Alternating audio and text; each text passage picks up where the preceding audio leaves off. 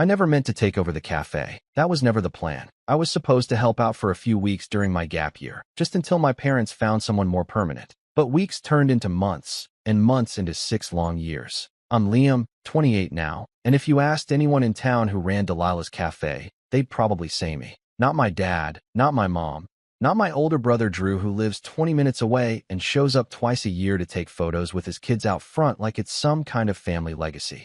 No, they'd point to the guy behind the counter with flour on his shirt and a pencil tucked behind his ear, the one who remembers everyone's name and how they take their coffee. That was me. I started small, sweeping floors, wiping tables, running groceries. I didn't mind. My parents had poured everything into that place when they first moved here from Croatia. The cafe was their dream, and I respected that. But it was crumbling by the time I stepped in: burnout staff, a tired menu, and maybe 5 regulars who came more out of loyalty than love for the food. I saw potential, though. I always had an eye for small details and a gut feeling about what people actually wanted. Slowly, I started suggesting changes. At first, it was subtle: updating the chalkboard menu, adding a new sandwich special, putting on some soft indie music instead of the dated folk songs that made the place feel like a time capsule. The regulars noticed. They smiled more, stayed longer. Then I overhauled the pastries, baked them myself using recipes I'd been tinkering with. Suddenly, people were asking for the almond croissants, then the sourdough, then the whole breakfast board I came up with on a whim one Saturday morning. My mom was skeptical at first. She'd always been more comfortable in the kitchen, working behind the scenes. My dad, on the other hand, seemed grateful. "You have a good head, Liam," he told me once, when I stayed up all night balancing the books and found a supplier that cut our costs by 15%. "You're helping us survive." That meant the world to me. But even back then, there were cracks. Whenever Drew came to visit, it was like I turned invisible.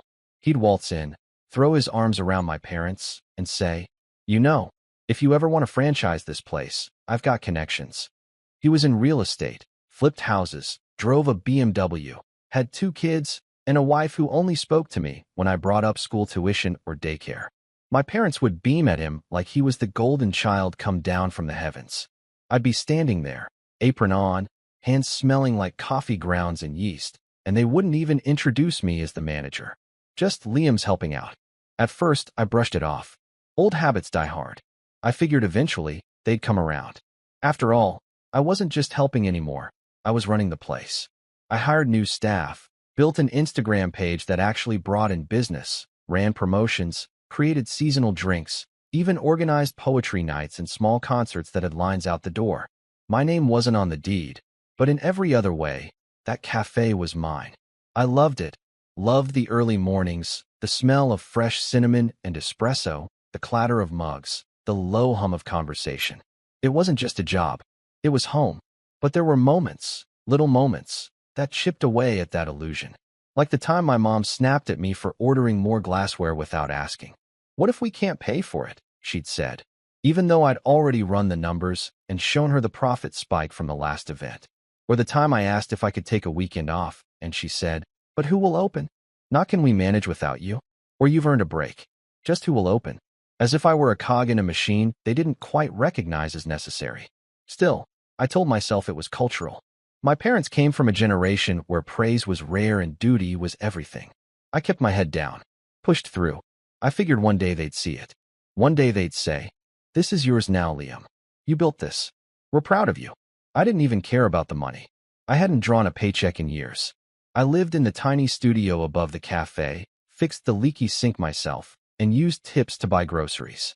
My social life was basically non-existent. But I felt needed. Important. Like I was building something that mattered. That illusion shattered one Sunday morning, and it started, oddly enough, with a plate of pancakes.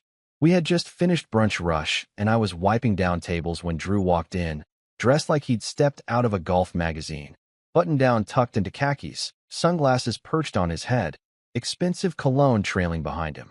His kids ran straight to the pastry display, smudging their fingers on the glass. My parents lit up like Christmas trees. "Drew," my mom cooed, wiping her hands on her apron and rushing to hug him. "We didn't know you were coming." "Surprise visit," he grinned.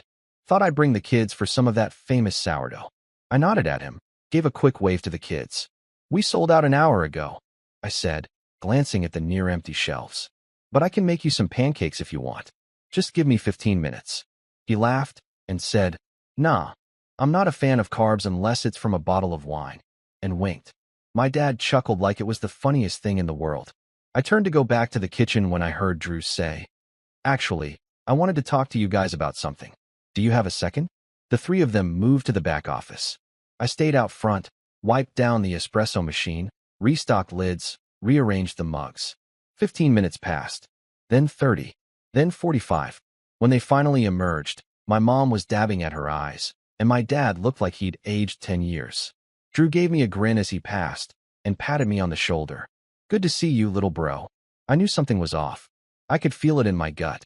But it wasn't until 2 days later, when I walked into the office and found a manila folder with legal documents sitting open on the desk, that I realized just how far they'd gone. My parents had transferred the cafe's ownership, the deed, the business license, everything, into Drew's name.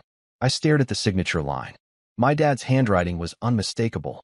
Under it, Drew's name was scrawled in that familiar, cocky script. I flipped through the pages in disbelief. No mention of me. No clause about transition. Just a clean handover. I confronted them that evening. My voice was shaking, not with rage, but something worse. Disbelief. Betrayal. Why would you do this without telling me? I asked, holding up the folder like it was radioactive. I've been running this place for 6 years. You said this was our family business. My mom couldn't look at me. My dad sighed and rubbed the bridge of his nose. You don't understand, Liam, he said quietly. Drew has kids. He needs something stable. He's family. I stared at him. I'm family. You're single. You don't have mouths to feed. My mom said, finally meeting my eyes. Drew has responsibilities. So do I. I snapped. I've been living here, working nonstop, keeping this place afloat while you two stepped back. I built the brunch menu. I trained every employee. I designed the new logo. You can't just hand it off like I'm some temp. We're not cutting you out, my dad said. You can stay on. Drew said he'd keep you as manager. I think something broke in me right then. Not loudly. Quietly. Like a string snapping inside a violin. I set the folder down. Walked to the kitchen. Took off my apron. Hung it on the hook. Then I left. No yelling. No slammed doors. Just silence. A week went by. I stayed with a friend on the other side of town. Slept on their couch. Didn't check my phone. Didn't go near the cafe. I felt hollow. Like I'd been sleepwalking for years, and finally woke up to find the dream was never mine. Then, one night, exactly a week later, my phone buzzed at midnight. My dad's name flashed across the screen. I hesitated, then picked up. He whispered, Liam, the regulars, they're leaving. They said it's not the same without you. I sat there, phone pressed to my ear, heart thudding in my chest. And for the first time in years, I didn't feel tired. I felt awake. And I knew exactly what I had to do.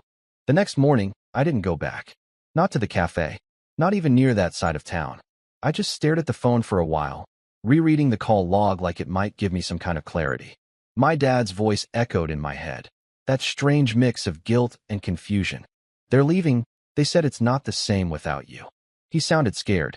Not just worried about business, but shaken. My dad's not the kind of man who admits mistakes easily. He's always been proud, stoic. So for him to call me at midnight, whispering like a man who'd just woken up from a nightmare, it meant something was falling apart. But I didn't move. I couldn't. I'd given 6 years of my life to that place. 6 years of early mornings and late nights.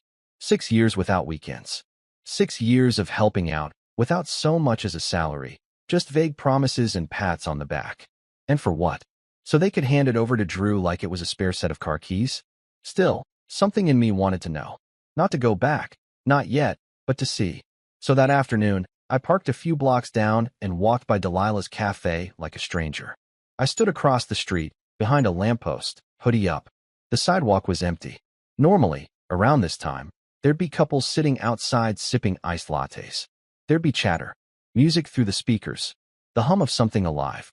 Instead, it looked gray. There was no music. The chalkboard was still blank. No specials.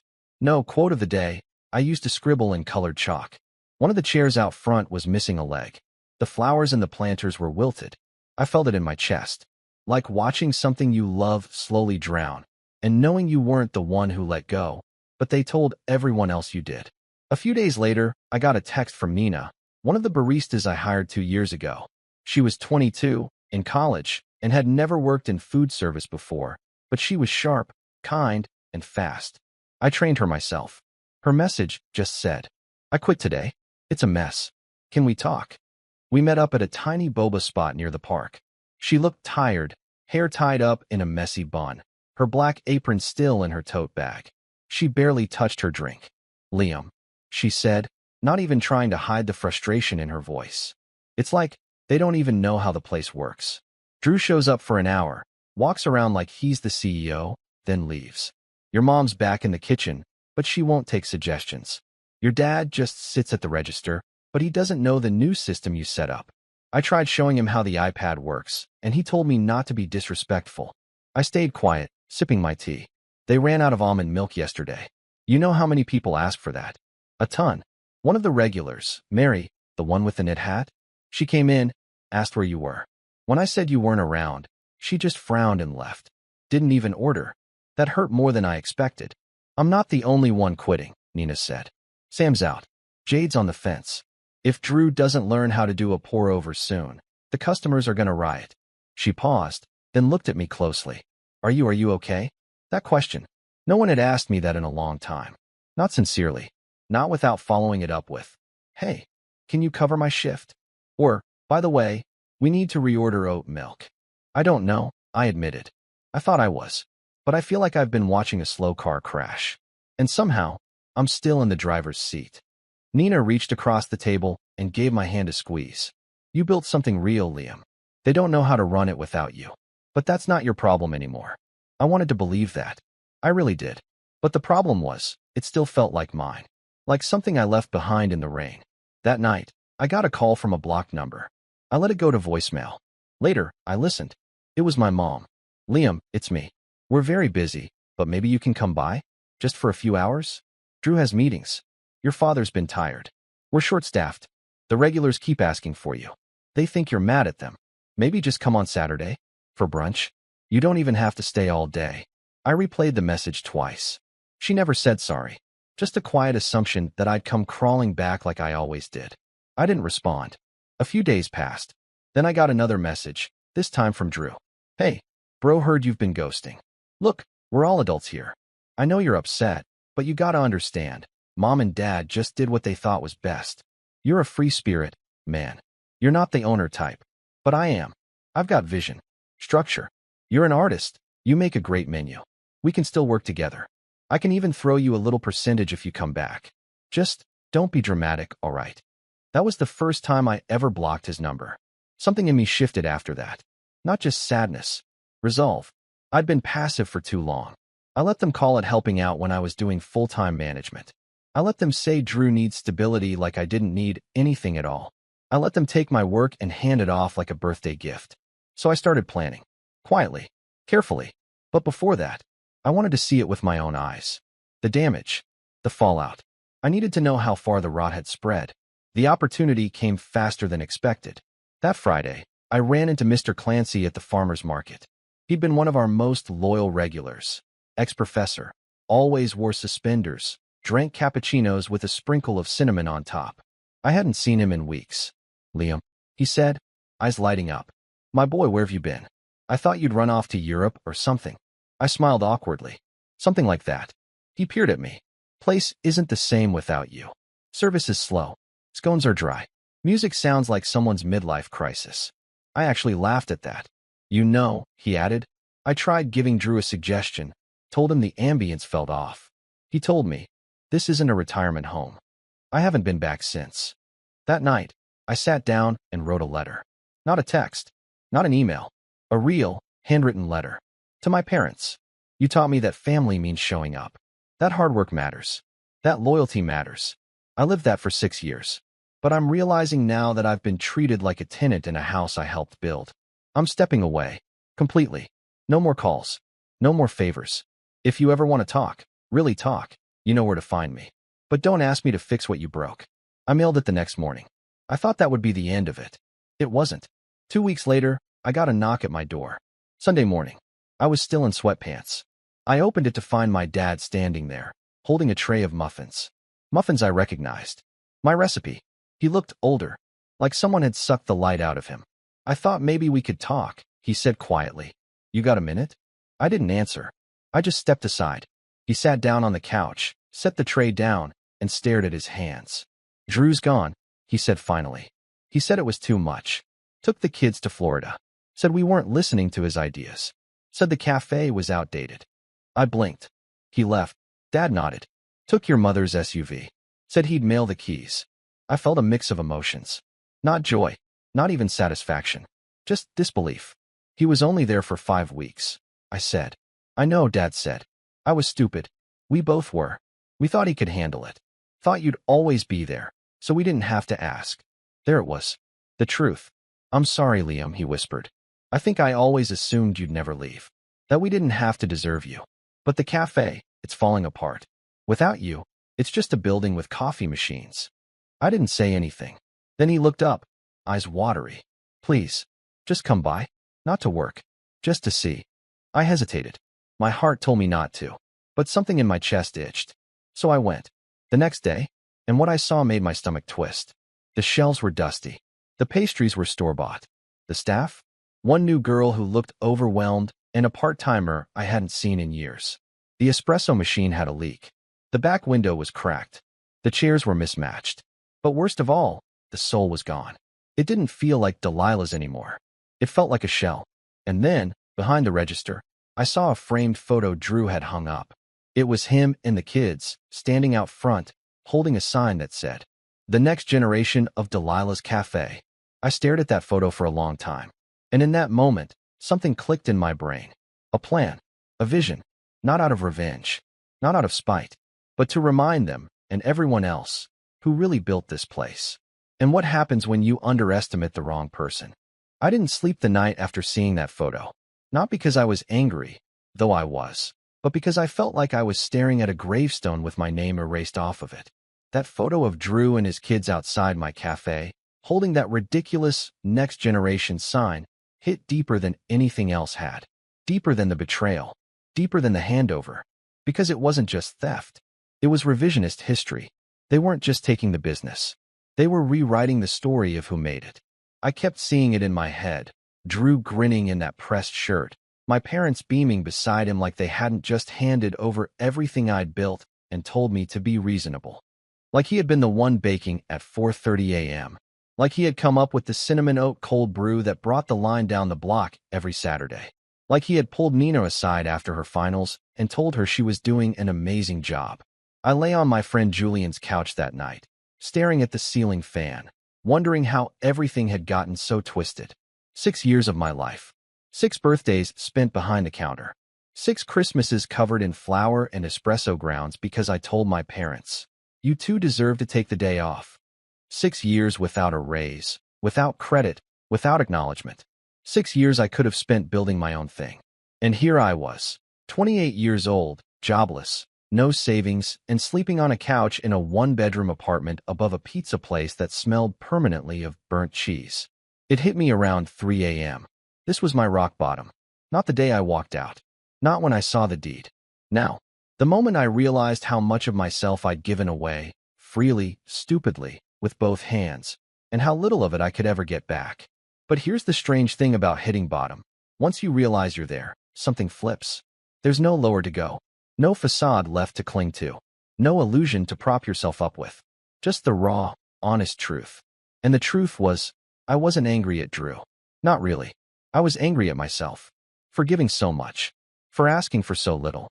For waiting for permission to be seen. That's when I decided I wasn't going to wait anymore. The first thing I did was pull out a notebook. Not a laptop. Not a phone. Just a beat-up Moleskine I'd had since college. I opened to a fresh page and wrote at the top, "Start over." And beneath it, I made a list. Not a business plan. Not yet. Just a list of what I missed. The smell of freshly baked sourdough. Conversations with regulars. Latte art that looked like actual art. Trying new drink ideas and watching someone light up after the first sip. The energy of morning rush. The silence of pre-dawn prep. Creating something people came back for. Watching someone fall in love with their favorite corner of the cafe. I stared at that list for a long time. Then I turned the page. This time I wrote, "What I don't Mississippi." being invisible, being taken for granted, being the helper, living in a space I couldn't call mine, being controlled by guilt, waiting for recognition that never came, living someone else's version of family business. That list was longer. It was the clearest I'd felt in months, maybe years. I spent the next week applying for jobs just to get some cash flow. Barista work, catering gigs, baking prep, anything. I landed a part-time job at a new vegan cafe across town called Bean and Sprout. The owner, Tasha, was a former food blogger who'd gone all in on creating a cozy, plant-based space with a greenhouse vibe. She had a startup's energy and the attention span of a golden retriever, but she let me experiment with their menu right away. I started slow. Didn't tell her much about my past. Just made my lattes, cleaned up, clocked out. But on my third shift, she caught me tweaking the layout of their pastry display. "Did you move the muffins?" she asked, brow raised. "They were crowding the vegan lemon scones," I said. "People reach for what's front and center. Figured you'd want to push the high-margin stuff." She blinked. "Okay, who are you?" I shrugged. "Someone who spent too many years watching pastries not sell because they're in the wrong spot." She grinned. "You want to take over display layout permanently?" I paused. "Sure." That was the first yes I'd heard in months that wasn't transactional. I started staying after hours, helping Tasha brainstorm specials.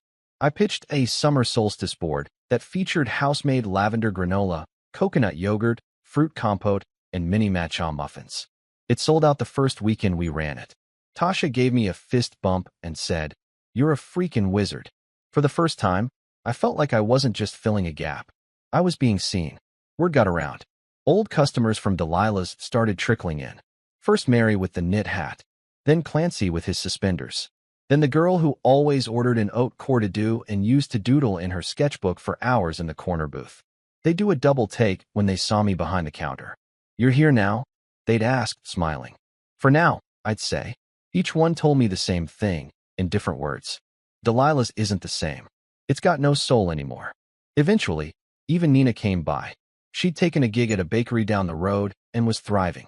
We sat in the back during my break and talked about old times. "You were too good for that place," she said. We all knew it. I didn't cry, but I felt something unclench in my chest. Like a knot I hadn't realized was still there had finally come loose. Around that time, Tasha approached me with an idea. "You ever think about starting your own place?" she asked, sipping her turmeric latte.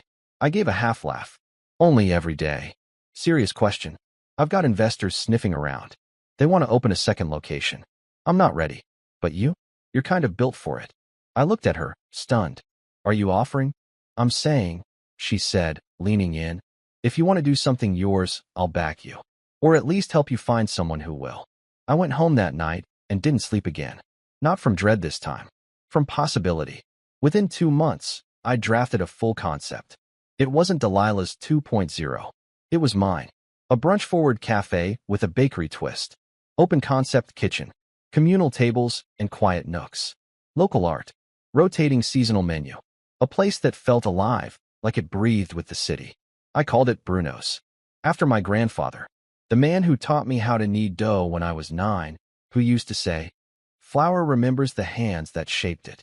Every detail was deliberate. Every choice was mine. We found a small space near the Riverwalk. Sunlight poured through the front windows in the morning. The walls were exposed brick. The rent was manageable. I poured my savings into it, and Tasha helped me find an angel investor who believed in the vision. Opening day was chaos. The espresso machine jammed. A box of produce went missing. Our POS system glitched. But people showed up. Old regulars. New faces. Friends of friends. Strangers who'd seen the flyers or followed the teaser posts on Instagram. I stood behind the counter, apron on, hands slightly trembling. Then someone walked up and said, "Liam, right? I used to go to Delilah's every Saturday just for your sourdough. Please tell me it's on the menu here." I smiled. It's better now. A month in, we were breaking even. 2 months in, we had a write-up in a local food blog. 3 months in, we were booking out weekend brunch slots a week ahead. Customers brought their friends. Influencers started tagging us. I hired Nina full-time. Gave her a leadership role. She cried when I handed her the offer letter. Every day, I walked in and felt like I was breathing new air. The walls felt different. The light felt different. Because this wasn't a borrowed dream. It was mine. Then, on a quiet Wednesday morning, the bell above the door chimed. I looked up, and there they were. My mom, my dad, standing in the doorway like strangers at a gallery, unsure if they were allowed to enter. They looked older, smaller. My mom clutched her purse. My dad had his hands in his coat pockets. They looked around, at the art on the walls, the fresh bread on the shelves, the regulars reading books or chatting softly over their drinks. And then their eyes found me. My mom smiled first, tentative, watery. My dad looked down, then back up again. I walked around the counter, slow, steady. We stood facing each other, in the middle of the cafe I'd built. My mom opened her mouth to speak, but before she could say a word, the crowd parted, and he walked in. Drew, tanned, sunglasses pushed up on his head, grinning like he had tickets to a show. He looked around, nodded, and said, "Huh, not bad. Got yourself a little cult following, huh?" The cafe went still. My parents froze. And for the first time in my life, I smiled without fear, because I knew exactly who I was, and I knew exactly what I was about to do next. I didn't flinch when I saw Drew. Not like before. He walked in like he owned the place, chin high, that overconfident swagger he used even when walking into rooms he had no business being in. The same smugness that used to steamroll over me when we were kids. Back then, he'd borrow my bike without asking, break it, and somehow I'd be the one apologizing. Nothing ever stuck to him. And clearly, nothing had changed. I could feel my hands curling into fists, but I kept them loose at my sides. Not here. Not now. This was my space, and I wasn't going to let him dirty it. He glanced around, gave a low whistle. "Damn, you really did this, huh?" He said it like he was surprised, like it was an accident I'd built something better than he ever could. I didn't answer. My mom looked between us, clearly panicked. "We didn't know he'd come," she whispered. "He must have followed us." I believed her. Kind of. But the damage had already been done. Drew's presence had shifted the energy. Customers were glancing over now. Quiet murmurs rippled through the cafe. Drew stepped closer. "You got a table? I'm starving. Thought maybe we could catch up, little bro." He grinned, like the past year hadn't happened. Like he hadn't hijacked everything I'd built and called it his own. Like I hadn't vanished from my own life for half a year because of him. I let the silence stretch. Then I said, loud enough for the nearest tables to hear, "This cafe doesn't serve parasites." A few gasps. One soft laugh from someone near the window. My mom's face paled. My dad looked down again. Drew's grin faltered. "Okay," he said, that cocky edge starting to crack. "You've had your fun. Now maybe let's talk like adults." "You mean the way you talked like an adult, when you forged your way onto a deed and told the staff I was just a helper?" I asked, still calm. Still ice. My voice wasn't shaking anymore. Drew looked uncomfortable now. "You walked out. No one kicked you out." I took a slow step forward. "You took everything I built," I said, voice quiet, but with weight behind every word. "The menu I created, the staff I trained, the atmosphere I cultivated, and you ran it into the ground in 6 weeks." His nostrils flared. "I tried to save it. You were just playing pretend. That place wasn't sustainable." "Funny," I said, folding my arms, "because it's been more than sustainable here. Without you. Without them. Without anyone but the people who actually care." I turned to my parents then. My mom looked like she was on the verge of tears. My dad, stoic, unreadable. But he didn't speak. They never spoke when it counted. "You shouldn't have brought him," I said to them.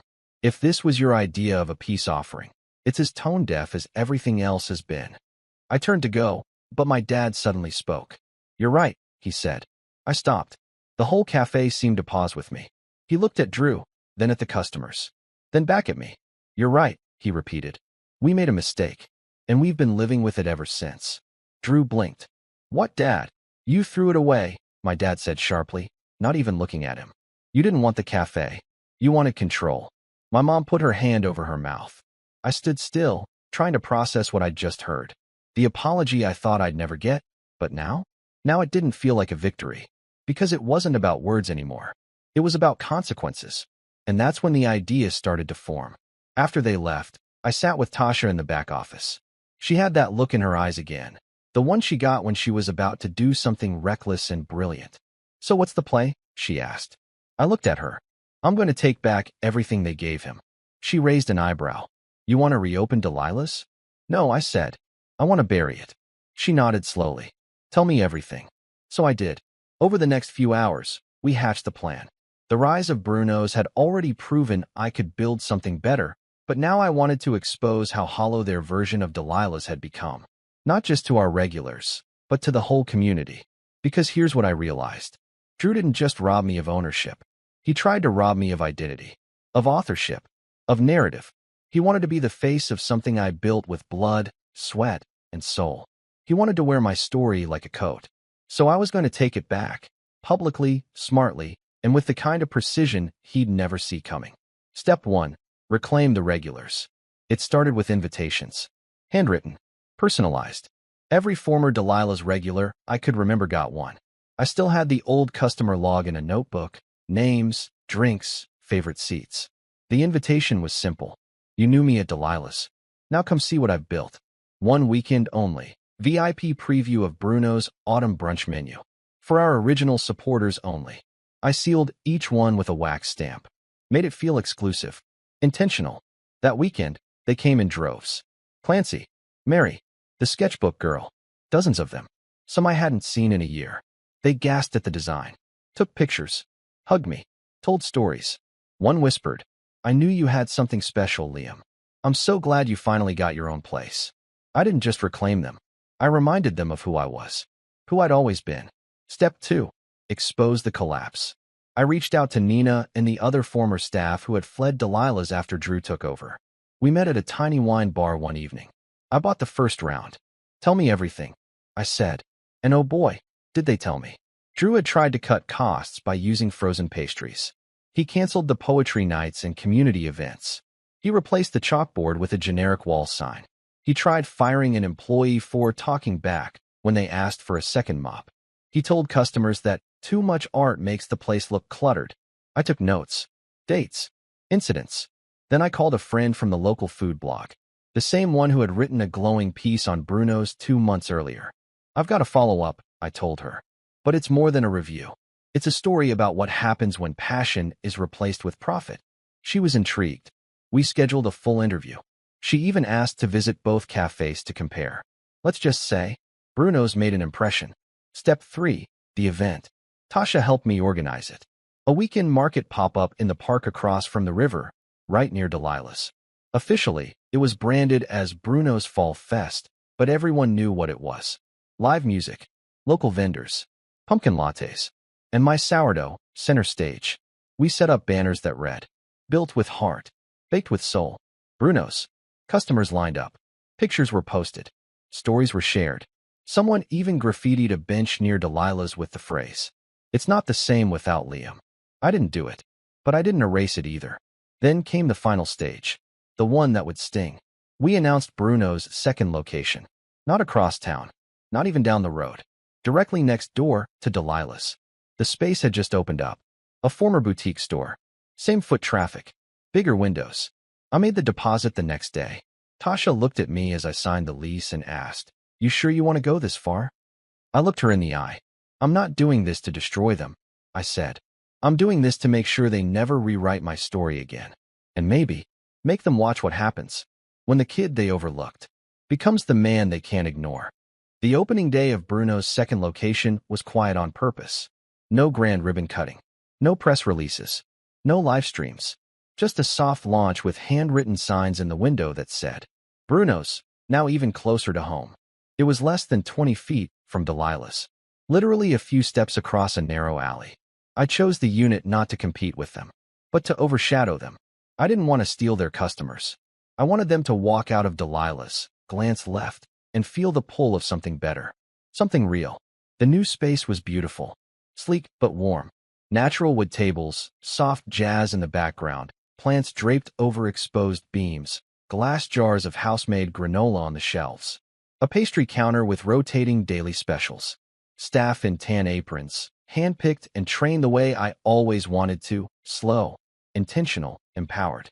We called it Bruno's West, and it was everything Delilah's used to be, before they ruined it. On day 1, we pulled in nearly double what Delilah's made that weekend. Customers who used to glance at Delilah's and sigh now lined up outside Bruno's West. The same familiar faces. New ones too. People taking selfies with our art wall. Influencers filming our lavender oat cortados and cardamom buns. A food critic even showed up unannounced and raved about our maple sage scones. The next morning, someone left a 5-star Google review. Finally, a brunch spot with heart. I remember Liam from the old place. Glad to see he's found his own space, because it turns out he was the old place. I didn't ask for that review. I didn't need to. The truth was spreading. 2 weeks in, I noticed something curious. Delilah's hours started changing. First, they reduced their brunch days from 5 to 3. Then they stopped opening on Mondays entirely. I passed by occasionally, never went in. But I saw the signs. The windows got dustier. The chalkboard, which someone had apparently returned to, now had messy handwriting and last week's date still on it. The planters out front were empty. The baristas looked tired, bored. The smell of fresh baking? Gone. It was dying. Not because I stole anything, but because there had never been a soul in Delilah's without me. They just didn't know it until it was too late. Then came the article. Remember that local food blogger I'd spoken to months ago? She published a long-form feature titled, "The Cafe That Forgot Its Heart and the One That Found It." It was brilliant. She never named names, but she didn't have to. She detailed the story of a family-run cafe that lost its spirit after a quiet, unacknowledged shift in ownership, and how its former baker left, started something new, and built a space rooted in authenticity, community, and love. She called it a parable of modern entrepreneurship and silent betrayal. It went semi-viral. Locals shared it. Foodies reposted it. Even a regional magazine reached out about profiling Bruno's. The final paragraph hit like a hammer. Sometimes the ones who build quietly are the ones you underestimate the longest. Until suddenly, they're the only ones left standing. A few days after the article dropped, I got a voicemail. It was from Drew. He didn't even say hi. Just, "Congrats, man. You won. Hope it was worth it." No apology. No ownership. Just a sulky tone from a man who thought he was invincible and found out. Too late. That legacy isn't inherited. It's earned. I didn't call him back. That same week, Tasha texted me a photo someone had sent her. It was a screenshot of Delilah's Yelp page. The top review? "Used to love this place. Not anymore. Ever since the change in management, it's been a shadow of what it was. Go to Bruno's instead. It's where the magic went." I stared at the photo for a long time. Then I opened the Bruno's Instagram account and posted our newest special, Croatian walnut rolls. My grandfather's recipe. The caption? "Some roots run too deep to be torn up." One morning, about a month later, I opened the cafe early. Just me and the soft buzz of the espresso machine. I was restocking the cups when I heard the bell over the door. I turned, expecting a delivery. It was my father. He stood there in his brown coat, hat in hand. His shoulders looked smaller than I remembered. I didn't say anything. He walked up slowly, looked around. "This place," he said, after a long pause. "It feels like home." I kept my hands busy, wiping the counter. "That's the point." He nodded. Then, quieter. "Delilah's is closing." I stopped. He didn't look at me when he said it. Just stared at the wood grain in the counter. "It can't keep up. We lost most of the regulars." Drew bailed again. "Your mother's tired. We can't run it alone." I didn't gloat. I didn't smile. Instead, I asked, "Why are you telling me?" He exhaled. "Because I wanted you to hear it from me. Not the neighborhood. And because—" He faltered. Then, "You were right. We didn't deserve you. We didn't see you. We let ourselves believe you'd never leave. That we could take without giving back. And we were wrong." I waited. Not for more words, just for the silence to settle. Then he reached into his coat pocket and placed something on the counter. A small, sealed envelope. I didn't open it. "Not yet. I hope someday you'll forgive us," he said. And with that, he left. I waited until after the morning rush to open the envelope. Inside was a letter. No legal documents. No offers.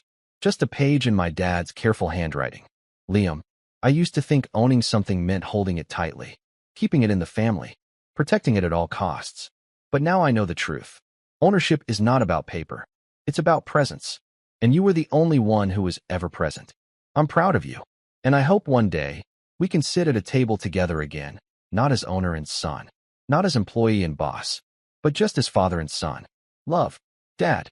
I folded the letter slowly and placed it in my apron pocket. A month after Delilah's closed, the space was empty, boarded up, faded sign, no flowers, no chalkboard, just silence.